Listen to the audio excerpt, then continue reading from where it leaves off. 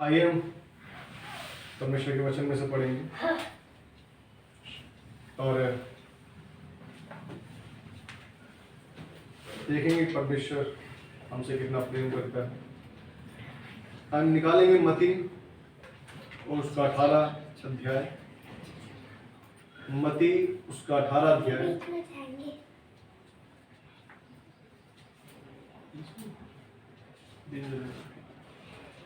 मत्ती 18 अध्याय और उसका 10 से लेकर 14 पद तक हम बारी बारी देखें। मत्ती 18 अध्याय उसका 10 से लेकर 14 पद तक बारी बारी। देखो तुम इन छोटों में से किसी को तुच्छ न जानना, क्योंकि मैं तुमसे कहता हूं कि स्वर्ग में उनके दूत मेरे स्वर्गीय पिता का मुंह सदा देखते हैं। क्योंकि मनुष्य का पुत्र कोढ़ों को बचाने आया है। तुम क्या सोचते हो, यदि किसी मनुष्य की 100 भेड़ें हों और उनमें से एक भटक जाए, तो क्या वह 99 को छोड़कर और पहाड़ों पर जाकर उस भटकी हुई को ना ढूंढेगा? और यदि ऐसा हो कि उसे पाए, तो मैं तुमसे सच कहता हूं कि वह उन 99 भेड़ों की जो भटकी नहीं थी, इतना आनंद नहीं करेगा जितना कि इस भेड़ के लिए करेगा। ऐसा ही तुम्हारे पिता की जो स्वर्ग में है, ये इच्छा नहीं कि इन छोटों में से एक भी नष्ट हो। आइए हम प्रार्थना करेंगे। हे हमारे सर्वशक्तिमान प्रभु, राजा के राजा, प्रभु के प्रभु, धन्यवाद देते हैं प्रभु जी आपके पवित्र वचन के लिए जो पढ़ा गया प्रभु जी। धन्यवाद करते हैं प्रभु जी, आपने परमेश्वर को संभाला, अपने पंखों में ढांप के रखा प्रभु जी। धन्यवाद करते हैं प्रभु जी इन पवित्र वचनों के लिए जो पढ़ा गया प्रभु जी। आप सहायता करें प्रभु जी, अपने वचनों के द्वारा हमसे बातें करें और हमारे हृदय को खोलें प्रभु जी, कि जो आप हमसे बातें करना चाहते हैं उन्हें सुन सकें प्रभु जी। हाँ प्रभु जी, हाँ प्रभु जी, दया कर, अनुग्रह कर प्रभु जी। छोटी सी विनती प्रार्थना मांगते हैं प्रभु यीशु मसीह के नाम में, दया से सुने और ज्ञान करें। आमीन। राधा जी मुझे बोलो प्लीज बेटा, ठीक है।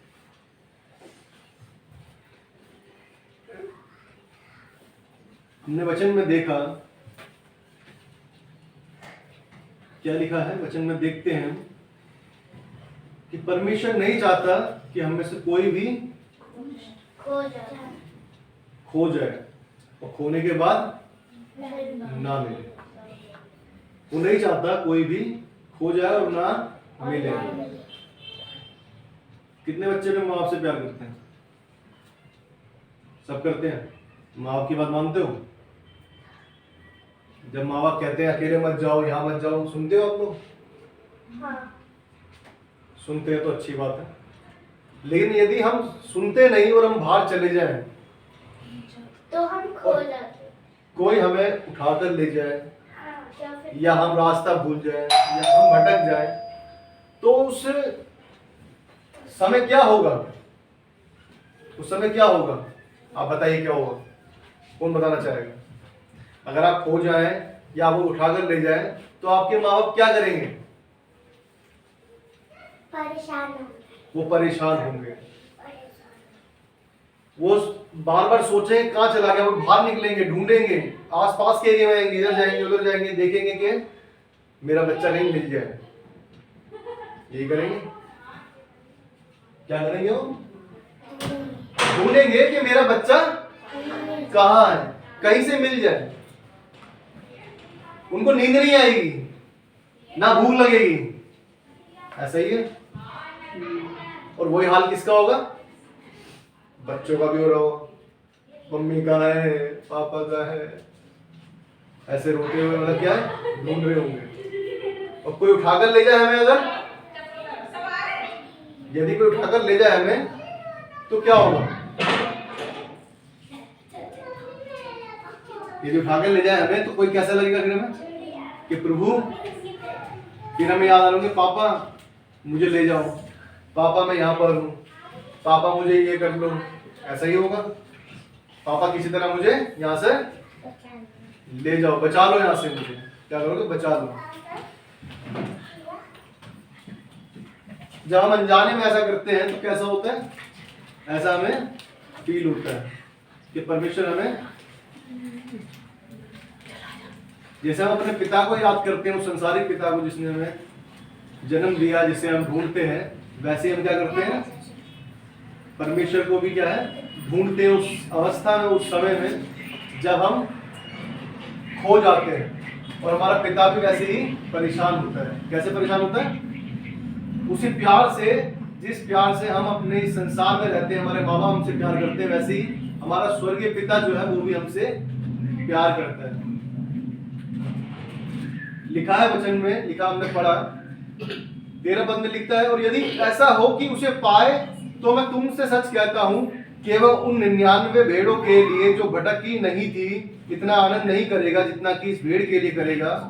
किस भेड़ के लिए करेगा आनंद? वो जो खो गई थी उसे पाने के बाद। जब हम माँ बाप हैं और हमारा यदि कोई बच्चा खो जाए, और हमारे 4 बच्चे हैं, 3 बच्चे हैं, 5 बच्चे हैं, 2 बच्चे हैं, कितने भी बच्चे हैं, यदि एक बच्चा खो जाए तो क्या करेगा? किसकी चिंता करेगा? खोए हुए की चिंता करेगा, क्योंकि बाकी तो मेरे घर में है। किसके लिए चिंता करेगा? उसके लिए जो खो गया है। और उसको क्या करेगा? हर जगह ढूंढेगा, खुद ढूंढेगा, पुलिस स्टेशन में जाएगा, FIR कराएगा, अपने आस पड़ोसियों को बोलेगा, सबको क्या बोलेगा कि बच्चा दिखे तो मुझे बताना। चिंता करेगा। क्या है? चिंता करेगा। किसकी? जो खो गया है। आज हम भी संसार में क्या है? खो गए हैं। हमें संसार की चीजें क्या है? अच्छी लगती है। परमेश्वर ने हमें सृजा के हम उसकी आराधना करें, महिमा करें, उसका धन्यवाद करें, लेकिन हम क्या करते हैं? संसार की चीजों में खोए हुए हैं। किसकी चीजों में? संसार की चीजों में। क्योंकि संसार की चीजें क्या करती है? हमें अपनी ओर अट्रैक्ट करती हैं। यदि एक जगह पर परमेश्वर की बात पढ़नी हो हमें, तो हमें पढ़ने का समय नहीं मिलेगा, लेकिन उसी जगह पर यदि हमारे हाथ में फोन मिले तो हम यूं करने से ज्यादा अच्छा लगेगा। क्यों? क्योंकि शैतान जो है चाहता नहीं कि आप परमेश्वर की ओर फिरें। वो नहीं चाहता कि आप परमेश्वर की बातों को खोजें, वो नहीं चाहता कि आप स्वर्ग की ओर जाएं, वो नहीं चाहता कि आप अच्छी बातें सीखें, वो नहीं चाहता कि आप अपने जिस समाज में आप रहते हैं एक आदर्श बने, कि लोग आपको देखकर कहें कि हाँ इसके जैसा मैं बनना चाहता हूं। क्या कोई चाहता है आपके जैसा बनना? क्या कोई ऐसा कहता है कि मैं तेरे जैसा बनना चाहता हूं? अगर हमें कोई क्वालिटी है, हम कुछ ऐसे हैं जो अलग है सबसे, तो लोग हमारे जैसा बनना पसंद करेंगे। यदि हमारे अंदर कोई ऐसी क्वालिटी नहीं है तो कौन बनना चाहेगा? हम सुबह उठते ही गालियां निकालते हैं मुंह से, सुबह उठते ही लड़ाई झगड़ा करते हैं, तो कौन हमारे जैसा बनना चाहेगा? कोई नहीं बनना चाहेगा। कोई कहेगा चल इसके जैसा क्या बनूंगा? ये सुबह उठते ही मुंह से गालियां निकालता है, सुबह उठते लड़ने के लिए तैयार रहता है, तो सुबह उठते ही बस पूछो मत शराब की तरफ भागता है, शराब लेके आनी है मुझे। तो क्या चीज होगी? ये सुबह सुबह जाते ही बीड़ी के बंडल ढूंढने जाते हैं लोग। मैं लोगों को देखता हूं, समझ में नहीं आता कुछ ये क्या है। लेकिन हमारा परमेश्वर क्या है? हमें देखता है। वो हमें हर वक्त देखता है कि किसी तरह से ये मेरी ओर फिरे, मुझे ढूंढे, मुझसे बातें करें। हम माँ बाप हैं, हमारे बच्चे अगर यदि घर में आते हैं, छोटे हैं, तो हमें लगता है हमारे पास आके बैठे हैं, हम उनके साथ खेलें। यदि बड़े हैं तो उनसे हम सोचते हैं वो ऑफिस से आते हैं तो वो भी हमारे पास आके 1-2 बातें करें, हमारे बारे में पूछें। ये क्या है? प्रेम ही है ना। क्योंकि हमने जन्म दिया है तो हम चाहते हैं कि वो भी जैसे हमने उनकी केयर करी है वैसे ही वो भी हमारी केयर करें। क्या है ये? प्रेम है ना। लेकिन यदि हमें प्रेम नहीं है तो हमें वो लगाव नहीं होगा। हमें किसी से बात करना या ना करना हमारे लिए कोई मायने नहीं रखेगा। इसलिए परमेश्वर का वचन बताता है कि वो उस खोई हुई भेड़ के लिए आनंद करता है जो खो गई है, क्योंकि उसे पता है जो 99 भेड़ें मेरे पास है वो सुरक्षित है, लेकिन जो खो गई है उसे बचाना जरूरी है। उसे बचाना जरूरी है।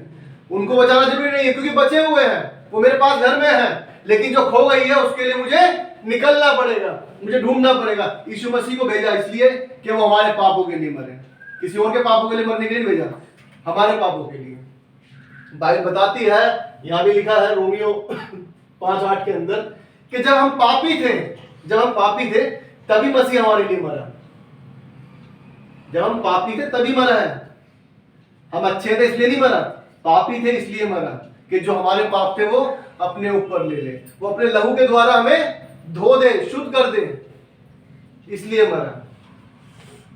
क्या ये इतनी अद्भुत बात नहीं क्या? और हमारे लिए अगर देखें तो ये शर्म की बात है कि हम इतने पापी थे कि हमें परमेश्वर के पुत्र को नीचे आना पड़ा कि वो हमारे लिए बलिदान हो। लेकिन ये उसका अनुग्रह है, ये उसकी दया है कि वो अभी भी चाहता है कि हम उसकी ओर फिर जाएं। वो चाहता है कि हम उसकी ओर फिर जाएं। यदि हम संसार में रहेंगे तो संसार के जैसे ही हो जाएंगे। और संसार का जो स्वामी है, शैतान, जो है कहता है, वो तो हमेशा अपनी ओर बुलाना चाहता है। वो तो चाहता है कि हम नाश हो जाए। आइए हम लूका में देखेंगे, लूका 15 अध्याय।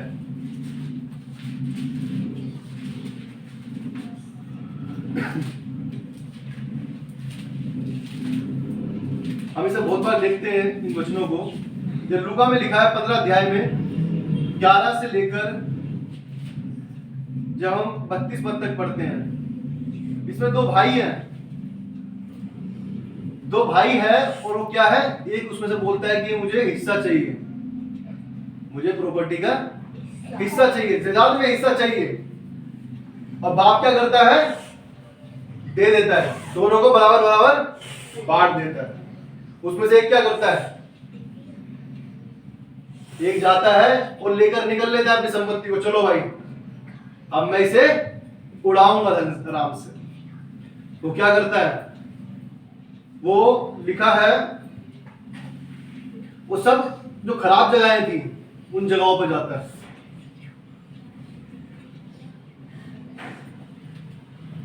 इसमें हम पढ़ते हैं, लिखा है 13 पद से पढ़ेंगे, 13 पद से कोई भी पढ़े, 15 के 13 से लेकर। बहुत दिन न बीते थे कि छोटा पुत्र सब कुछ इकट्ठा करके दूर देश को चला गया और वहां कुकर्म में अपनी संपत्ति उड़ा दी। किसमें उड़ा दी? कुकर्म में संपत्ति उड़ा दी। आगे पढ़िए। जब वह सब कुछ खर्च कर चुका तो उस देश में बड़ा अकाल पड़ा और वह कंगाल हो गया। अब अकाल भी पड़ गया और कंगाल हो गया। जो संपत्ति थी उसने उसको अच्छी तरह से यूज नहीं किया। जो परमेश्वर ने हमें शरीर दिया था उसके लिए यूज नहीं किया। जो उसने आत्मा दी थी उसके लिए हमने यूज नहीं किया। जो हमें बुद्धि दी थी उसके लिए यूज नहीं की। लेकिन किसके लिए यूज की? कुकर्म में उड़ाने के लिए, कि चलो भाई गलत बातों में, गलत जगहों के लिए कुकर्म में उड़ा दी। आगे बढ़े। इसलिए वह उस देश के निवासियों में से एक के यहाँ जा पड़ा। उसने उसे अपने खेतों में सुअर चराने के लिए भेजा। सुअर चराने के लिए भेजा? कहाँ तो इतना सारा धन संपत्ति उसके पास थी, लेकिन अब क्या कर रहा है? वो सुअरों को चरा रहा है। सुअरों को क्या कर रहा है? चरा रहा है। कैसी बात उस पर आके पड़ गई जब परमेश्वर हमें सब कुछ देता है, जब परमेश्वर ने हमें ये शरीर दिया है, जब हम इसे अच्छी बातों में नहीं लगाते हैं, जो परमेश्वर ने दिया है उसके लिए यूज नहीं करते हैं, शैतान के लिए यूज करते हैं, तो फिर क्या हो जाते हैं? हम उस आत्मिक बातों में कंगाल हो जाते हैं। उन आत्मिक बातों में कंगाल हो जाते हैं और क्या चलाने चलते हैं? सुअरों को चलाने जा रहे हैं। सुअर क्या करता है? गंदी जगहों पे जाके मुंह मारता है। वो कोई अच्छी चीजें नहीं खाने जाता, हमने भी देखा है। वो नालियों में जाके पड़ता है। सुअर अच्छी चीजें नहीं खाता। उसके आगे अगर टमाटर आलू आलू बना के रहोगे वो नहीं खाएगा, अच्छी सब्जी नहीं खाएगा, पनीर रहोगे पनीर नहीं खाएगा। क्या खाएगा? जाके नाली में ही जाके लेटेगा और नाली में ही जाके गंद खाएगा। और इधर क्या लिखा है? वो सुअरों को चलाने चला गया। किस लिए? क्योंकि वो कंगाल हो गया। जब अपने अपने शरीर को जो परमेश्वर ने हमें दिया है उसके अनुसार नहीं चलते तो हमारे इस शरीर की फिर वैल्यू नहीं रहती, क्योंकि शैतान उसको खराब कर देता है। शराब पी ले, छोटे मोटे कपड़े जैसे मर्जी पहन, जहां मर्जी पार्टियों में घूम, जहां मर्जी डांस कर, जैसा मर्जी अपने जीवन को बिता। जितना सोना है सो है, कोई बात नहीं। 12 बजे तक सो, 1 बजे तक सो, कोई बात, कोई दिक्कत नहीं है। आराम से उठेंगे सुबह 2 बजे तक, 3 बजे तक। बहुत से लोग ऐसे मैं देखता हूँ जो सुनता हूँ, मैं खुद अचंभित होता हूँ कैसे सो लेते हैं इतना ज्यादा, कि 12 बजे उठ रहे हैं, कोई 1 बजे उठ रहे हैं, कोई 2 बजे उठ रहे हैं। बढ़िया लक्ष्य बात है। एक बार तो पता नहीं मैं कहीं गया था, शायद वो पर्सन 1 बार नहीं 2 बजे 1:30 बजे उठ रहा था।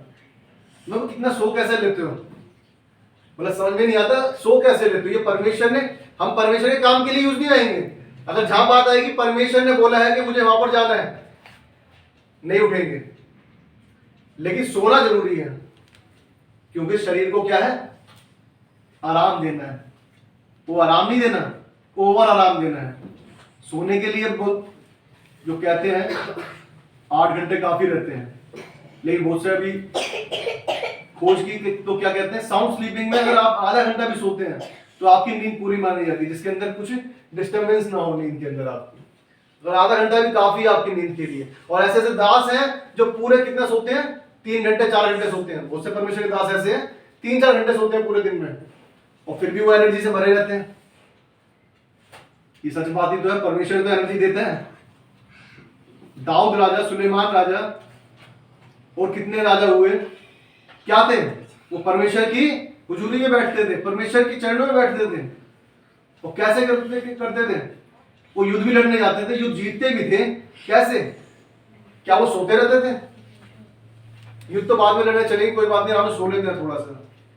क्या जब आप पेपर देने जा रहे हो स्कूल के अंदर, जिस दिन पेपर है उससे 2 दिन तक या 1 दिन तक आराम से ढंग से सोओगे क्या? आप तैयारी करोगे, क्या आना है पेपर में, क्या आना है, याद करना है, ये करना है, ये करना है, कि जाकर पेपर में अच्छे से लिख सकूं। यही होता है। इधर परमेश्वर का वचन क्या बता रहा है, जब परमेश्वर हमें जो चीजें देता है उसे हम अच्छी तरह यूज नहीं करते हैं, तो फिर हम क्या करते हैं, कंगाल हो जाते हैं। आत्मिक चीजों में, शारीरिक चीजों में तो हो गए, लेकिन आत्मिक चीजों में भी आपके पास क्या होता है। ये क्या चीज दिखाता है, हमें दिखाता है ये वचन कि परमेश्वर से हमारे अंदर एक जो कहते हैं निकटता जो होती है हमारी परमेश्वर के साथ, उसको क्या है, दूर कर देता है। क्यों दूर कर देता है? क्योंकि बहुत बार जब हम इतना कुछ गलत कर देते हैं, अब जब ये इतना कुछ गलत कर चुका है, जब हम आगे पढ़ते हैं, इसके आगे पढ़ेंगे तो लिखता है, ये दिखाता है कि ऐसा कि मैं योग्य नहीं हूं बिल्कुल भी। हम बहुत बार इतना टूट जाते हैं, हम सोचते हैं इतना हमने गलत किया, इतना गलत किया, हम परमेश्वर के पास कैसे जा सकते हैं। बहुत से लोग डिप्रेशन में चले जाते हैं, कहते हैं कि कैसे मेरा क्या होगा। बहुत से लोग आत्महत्या कर लेते हैं, बहुत से लोग अपनी जिंदगी को बिल्कुल ही अलग कर लेते हैं लोगों से। किस लिए? क्योंकि उनको लगता है कि मैं बहुत ज्यादा गलत हूं, मैं बहुत ज्यादा पापी हूं, मैंने बहुत ज्यादा पाप कर दिए, मैं मुझसे परमेश्वर प्रेम नहीं कर सकता। ये लोगों की सोच हो जाती है कि मैं मुझसे परमेश्वर प्रेम कर ही नहीं सकता, मैंने तो इतना गलत कर दिया, परमेश्वर मैं तेरे पास कैसे मुंह लेके आऊंगा। ये सोच हो जाती है हमारी। क्यों हो जाती है? क्योंकि शैतान आपको ये माइंड में डालता रहेगा बार बार कि नहीं तू परमेश्वर के पास नहीं जा सकता। अरे परमेश्वर ऐसे पापियों के पास प्रेम नहीं करता, परमेश्वर तुझे ढूंढने नहीं आया, परमेश्वर के पास मत जा, मेरे पास ही रह। ये शैतान क्या है, बार बार माइंड में डालता है हमारे। और इसलिए ही बहुत से लोग क्या करते हैं, वो अपने आप को सोचते हैं मैं सबसे ज्यादा बेकार हूं, सबसे ज्यादा निकम्मा हूं, मैं कुछ नहीं कर सकता, मैं ये नहीं कर सकता, वो नहीं कर सकता, और लास्ट में क्या करते हैं, रस्सी डाल के लटक गए। मैं एक वीडियो देख रहा था, मैं सच में कैसे लोग हैं, ट्रेन चल जा रही है और ट्रेन जल्दी से आया और ट्रेन के आगे लेट गया और ट्रेन चल के चली गई 1 सेकंड में मत। ये क्या है? शैतान जो है आपकी आंखों को अंधा कर देता है, उसके आगे वो जिंदगी दिखती नहीं उसको कि मैं सब कुछ कर सकता हूं।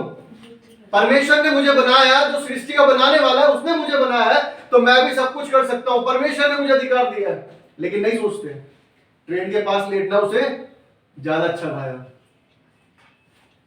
मैं देख के लिए वो उसके दिमाग को क्या है, बंद कर देता है, वो दिमाग को बंद कर देता है, वो सोचने नहीं देता। क्योंकि जैसे अभी हमने बात की, वो इतना आपको शो करेगा कि आप सबसे ज्यादा पापी हैं, आप परमेश्वर के पास नहीं जा सकते, वो आपको परेशान करता रहेगा।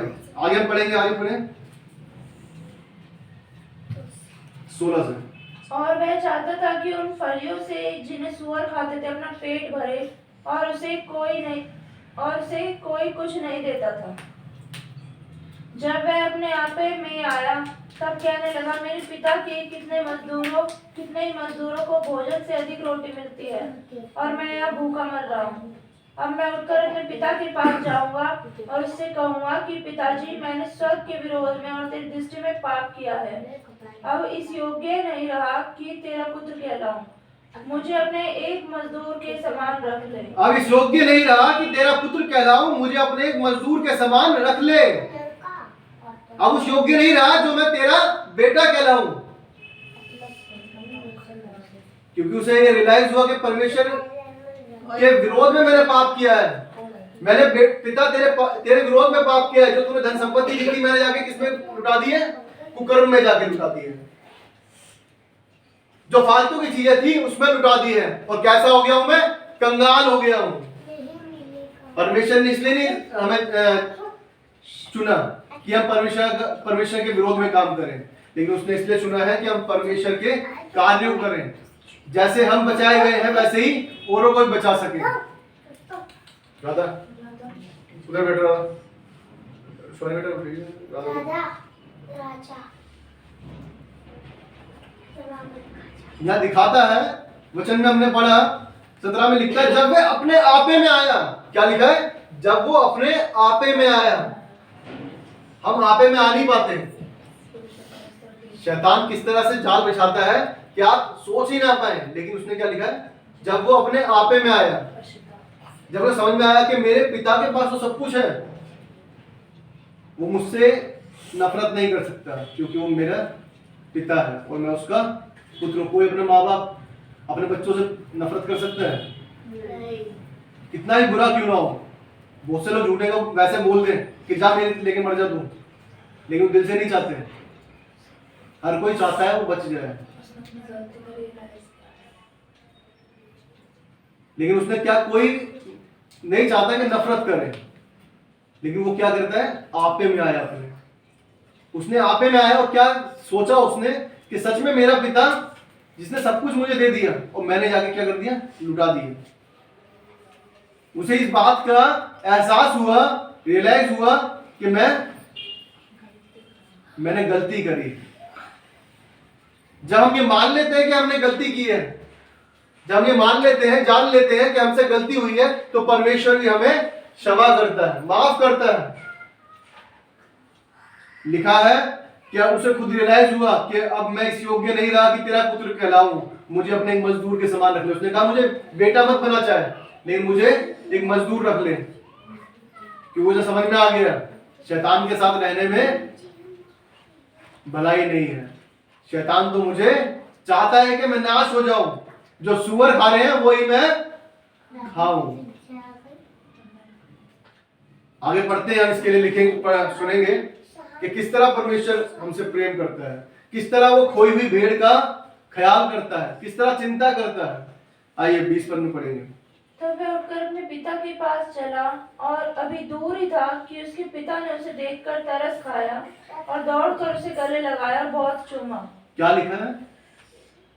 उसने तरस खाया, दूर से देख लिया मेरा बेटा आ रहा है।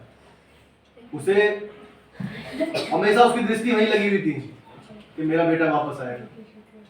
और वो कहता है वह उठकर अपने पिता के पास चला और वो अभी दूर ही था कि उसके पिता ने उसे देखकर तरस खाया, वो दौड़कर उसे गले लगाया और बहुत चूमा। कितनी अद्भुत बात है। हम फिरते नहीं है, हम ये सोचने लग जाते हैं पता नहीं हमारा पिता पता नहीं माफ करेगा नहीं करेगा। संसार में भी ऐसे होता है, जो बहुत से माँ बाप से अलग हो जाते हैं बच्चे, तो वो बहुत बार ऐसे ही सोचते हैं कि मैंने उनके अगेंस्ट करके ये काम कर लिया, उनके अगेंस्ट जाके ये काम कर लिया कि जाके पता नहीं मम्मी पापा मुझे माफ करेंगे नहीं करेंगे। लेकिन जो जाते हैं वो माफी भी पाते हैं, जो जाते हैं वो माफी भी पाते हैं। हो सकता है शायद 1% कोई ना करता हो, लेकिन ये कि 99% ज्यादा मुझे लगता है हर माँ बाप क्या है, अपने बच्चे से प्यार करता है और कह देता है कि ठीक है तूने माफी मांगी, इतना ही काफी है। वो उसे ग्रहण कर लेते हैं। वैसे ही परमेश्वर जो है हमारी चिंता करता है। लिखा है वचन में, हमने देखा मत्ती में जैसे हमने पढ़ा,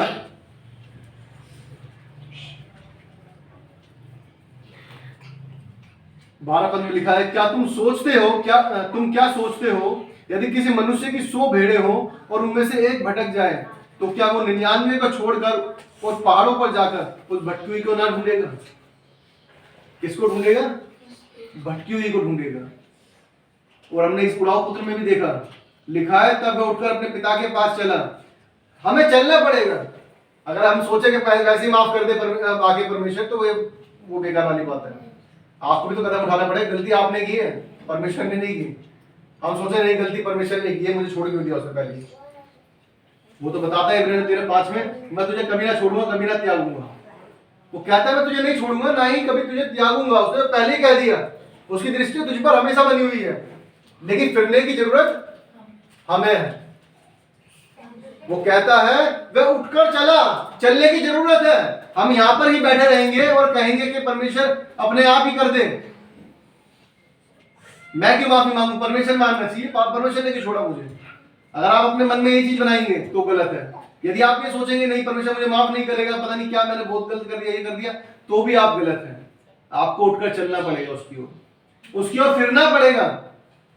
वचन बताता है अपने पिता के पास चला, वो अभी दूर ही था कि उसके पिता ने उसे देखकर तरस खाया और दौड़कर उसे गले लगाया। अब पिता खुद दौड़ गया। जब आप चलकर आ रहे थे वो खुद दौड़कर आया, आप चलकर आ रहे हैं वो दौड़कर आ रहा है। कितनी अद्भुत बात है। आपने एक कदम बढ़ाया और वो पिता कितना भावुक हो गया, तरस खाया और उसने तुम्हारी ओर दौड़ लगा दी, वो मेरा बेटा आ गया। कितनी अद्भुत बात है। ये पिता का प्रेम है।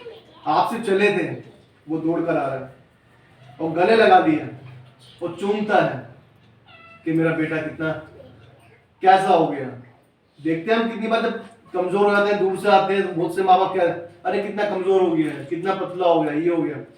तो ऐसा मेरा मानना भी यही, जब वो देखता होगा तो वो देखता हो कितना गंदे की तरह से सुअरों के साथ फलियां चलाता था, खुद वही खाता था, तो उसकी हालत भी कैसी होगी हम जान सकते हैं। उसने गले लगाया, उसने गले लगाया उस अवस्था में भी जब वो गंदा था। उसने ये नहीं कहा अरे पहले नहा धो गया उसके हाथ गले लगाऊंगा, उसने उसे गले लगाया और चूमा, साथ में लिखा चूहा।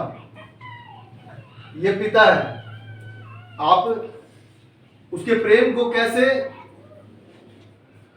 बखान करें, इसका कितना भी करें वो कम है। उसने किस तरह गले लगाया और चूमा उसे, सबसे बड़ी बात है वो गंदा सुअर की स्मेल आती होगी इसमें से। सुअर को साथ चला रहा था, कोई घोड़े को थोड़ा चला रहा था, वो सुअर को चला के आ रहा है। उसे समझ में आया कि मैं अपने पिता के पास वापस जाऊंगा, शायद वो मुझे नौकर की तरह ही रख ले, वो ही ठीक है, कि कम से कम अच्छा खाने को तो मिलेगा, अच्छी तरह रहूंगा तो। लेकिन क्या है, पिता खुद दौड़ गया उसकी ओर। आगे लिखा है पुत्र ने उससे कहा पिताजी मैंने स्वर्ग के विरोध में और तेरी दृष्टि में पाप किया है और अब इस योग्य नहीं रहा कि तेरा पुत्र कहलाऊं। उसने कह दिया, उसने क्षमा मांग ली अपनी इस बात से कि मैंने तेरी दृष्टि में भी और परमेश्वर की दृष्टि में भी क्या किया है, पाप किया है, मैंने विरोध किया तुम्हारा। अरे पर पिता मुझे क्षमा कर, मैं योग्य नहीं हूं कि मैं तेरा पुत्र कहलाऊं। लेकिन क्या कहता आगे, पिता का प्रेम देखिए फिर द्वारा क्या लिखा है। परंतु पिता ने अपने दासों से कहा झट अच्छे से अच्छा वस्त्र निकाल कर उसे पहनाओ और उसके हाथ में अंगूठी और पांवों में जूतियां पहनाओ और पला हुआ बछड़ा लाकर मारो ताकि खाएं और आनंद मनाएं। क्योंकि मेरा यह पुत्र मर गया था फिर जी गया है, खो गया था अब मिल गया है। और वे आनंद करने लगे। क्या लिखा है, अच्छे से अच्छा वस्त्र लेकर आओ उसके लिए। झट अच्छे से अच्छा वस्त्र निकाल कर लाओ और क्या इसके अंगूठी, पांव में जूतियां पहनाओ।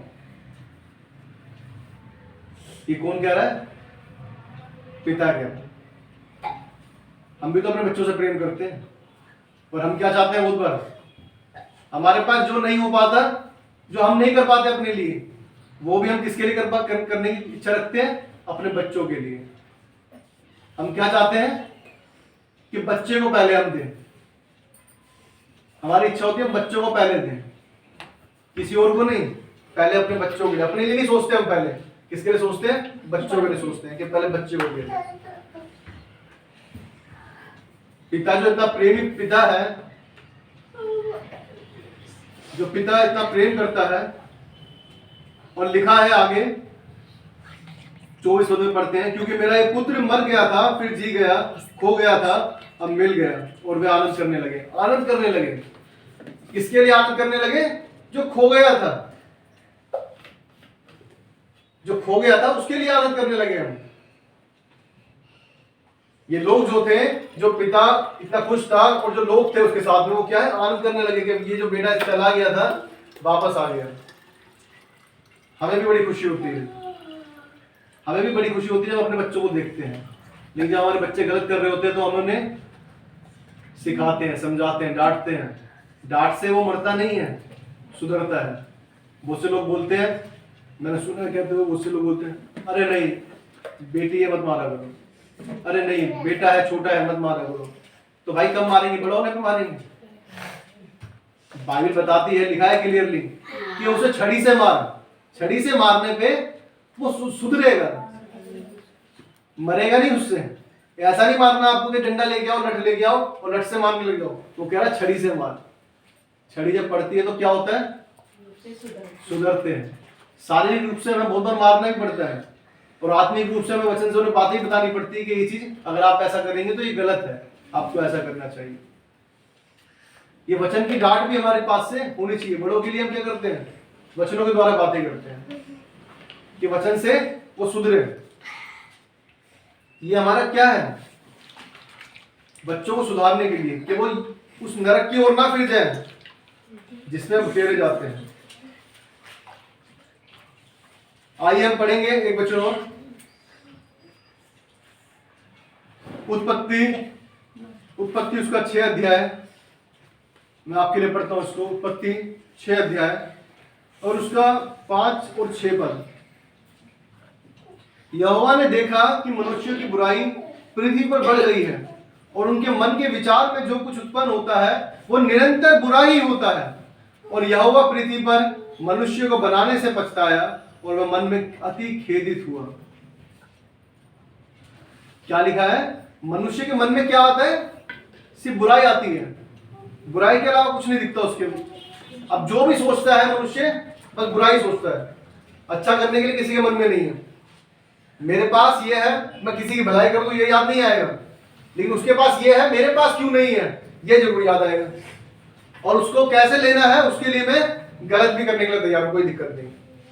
थोड़ा झूठ बोलना पड़ेगा, कोई दिक्कत नहीं। थोड़ी चोरी करनी पड़ेगी, कोई दिक्कत नहीं। ये क्या है, बुराइयां है जो शैतान हमारे मन में डालता है। लेकिन हमारा पिता कैसे क्या चाहता है, ये उस समय की बात है जब जल वर्षा हुई तो सारी पृथ्वी को क्या कर दिया, पानी में डुबो दिया। क्योंकि पृथ्वी को क्या कर दिया, नाश कर दिया गया। क्यों कर दिया गया, क्योंकि पाप बढ़ने की वजह से। ऐसा इंसान भी करता है बहुत। जब पाप उसके जीवन में बढ़ जाता है तो परमेश्वर को छोड़ किसकी ओर भागता है, मृत्यु की ओर, कि यही खत्म करेगा मुझे, यही झंझट से। बहुत से लोग ऐसे हैं जो टेंशनों को ले लेके सोचते हैं कि कैसे होगा, अभी ये करना, अभी वो करना, ये करना, बहुत सारी चीजें मैं सह नहीं सकता। चलो भाई, मरना आसान है, क्या मरने से सॉल्यूशन हो जाएगा, मरने से सॉल्यूशन हो जाएगा तो बताओ। हमें परमेश्वर के पास आना सीखना है, हमें उन चिंताओं में नहीं डूबना। हमें अपने आप से ये नहीं सोचना कि हम सब कुछ कर सकते हैं, हमें ये सोचना है हमारा परमेश्वर जो है वो सब कुछ कर सकता है। उसके पास आना चाहिए हमें, क्योंकि परमेश्वर ही बता रहा है क्लियर, वो क्लियर कह रहा है, वो आपसे छुपाता नहीं कुछ भी। लिखा है, यहोवा ने देखा कि मनुष्य की बुराई पृथ्वी पर बढ़ गई है और उनके मन के विचार में जो कुछ उत्पन्न होता है वो निरंतर बुरा ही होता है। कोई अंतर नहीं है बीच में, वो हमेशा बुरा ही सोचते रहते हैं जब खत्म करना बुरा।